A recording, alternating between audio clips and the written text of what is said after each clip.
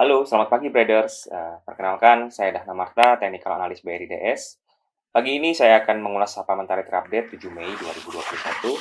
Supplementary adalah sajian pagi menu trading dari BRI dan Reksa Sekuritas yang berisi rangkuman terupdate dari pergerakan indeks, currency, dan komoditi.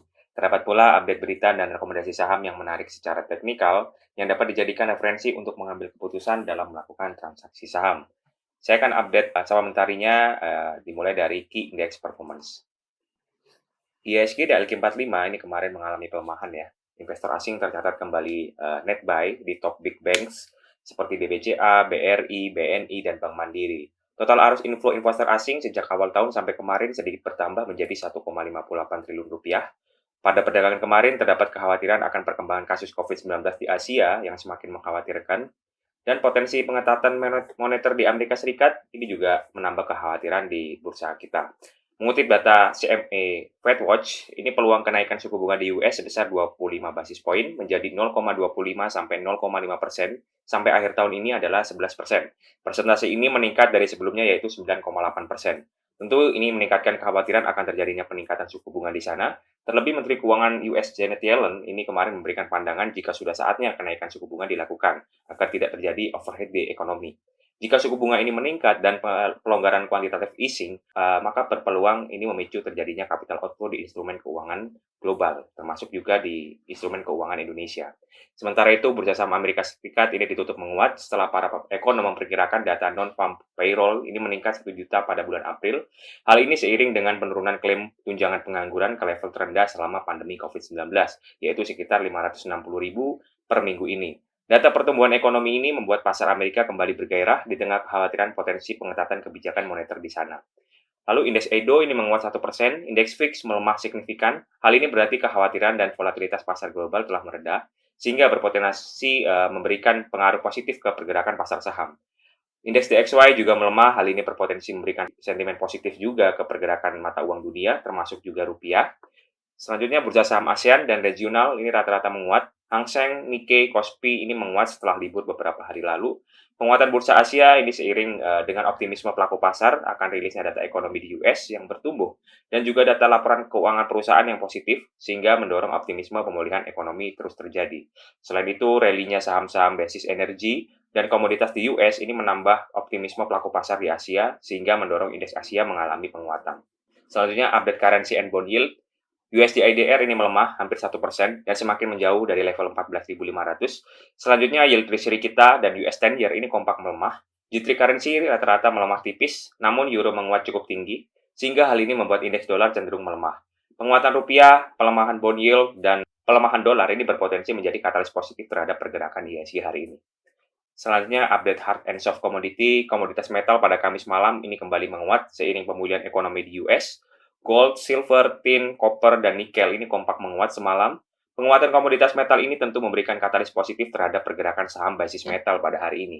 Coal, pulp, dan CPO ini juga menguat cukup signifikan, sehingga hal ini berpotensi mempengaruhi pergerakan saham emiten tersebut.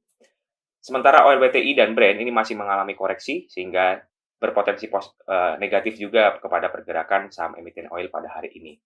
Selanjutnya update dari tim equity research kami. Di sini ada INTP rekomendasi buy, taking profit di 16.800. Laba bersih INTP pada kuartal 1 2021 ini dicatatkan turun sebesar 12,3% secara year on year, dikarenakan rendahnya pendapatan operasional lainnya dan pendapatan bunga. Sementara revenue naik 2,2% secara year on year, meskipun ASP terkoreksi 3,1% secara year on year. Volume penjualan melonjak 5,5% secara year on year, didukung adanya kenaikan penjualan ekspor.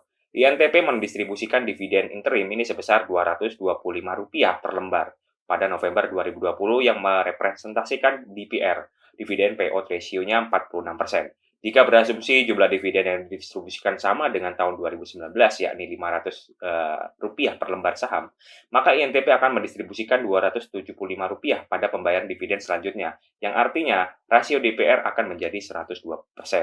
Selanjutnya, strategi phasing out.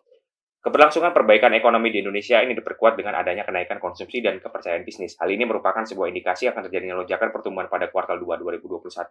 Laporan keuangan perusahaan juga menunjukkan hasil yang relatif positif, meyakinkan kembali adanya kelangsungan perbaikan ekonomi. Secara umum terdapat 3 hal penting pada pengumuman GDP kemarin, yakni yang pertama sudah ada pola pembalikan pada tren penurunan konsumsi, yang kedua adanya perbaikan di 2 sektor terbesar pada formasi GDP Indonesia, yakni perdagangan dan manufaktur.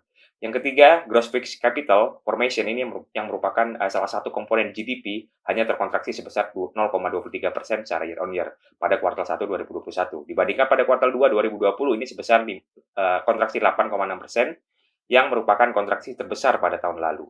Selanjutnya, update dari Bank Mandiri. Bank Mandiri menunjukkan perbaikan aset quality pada laporan kuartal 1 2021 yang ditunjukkan oleh turunnya NPL dari 3,1% ke 2,8%. Menurut analis kami, credit cost akan terjaga di level 1,9 sampai 2,4% pada tahun ini.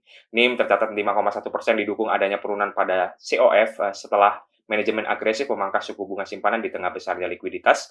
Laba bersih dilaporkan sebesar 5,91 triliun rupiah, sementara PPOP ini dibukukan sebesar 13,61 triliun rupiah untuk tahun ini. Laba bersih diproyeksikan menjadi 21,96 triliun rupiah. Selanjutnya update dari BRI Syariah, Bank Syariah Indonesia atau BRIS. BRIS ini mencatatkan laba bersih 742 miliar rupiah pada kuartal 1 2021 atau naik 12,85% secara year on year, yang didukung oleh adanya kenaikan pendapatan margin dan bagi hasil sebesar 51,16% secara year on year. Hal ini sesuai dengan strategi perusahaan yang fokus pada upaya ekspansi pembiayaan dan kenaikan dana murah untuk menekan COF. Hal ini meningkatkan ROE menjadi 14,12 per Maret 2021.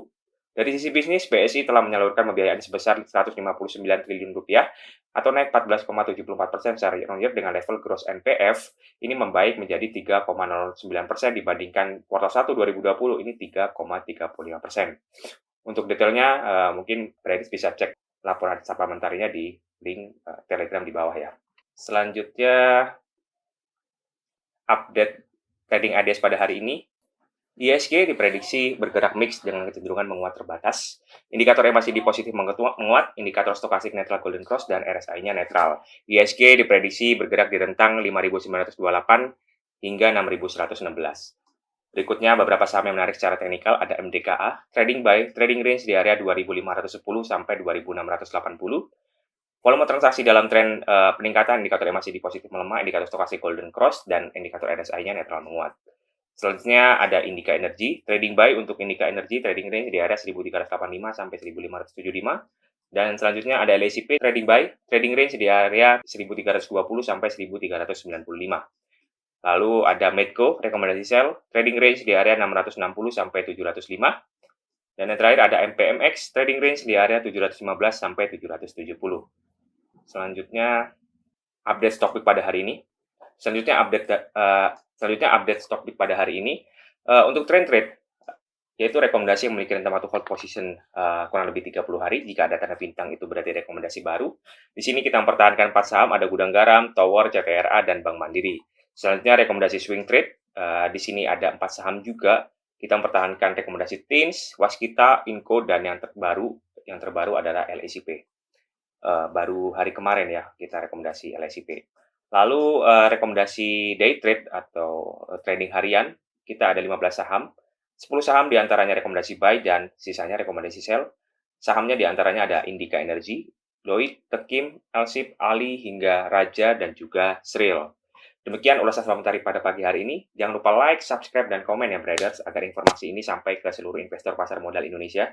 Terima kasih dan happy trading traders.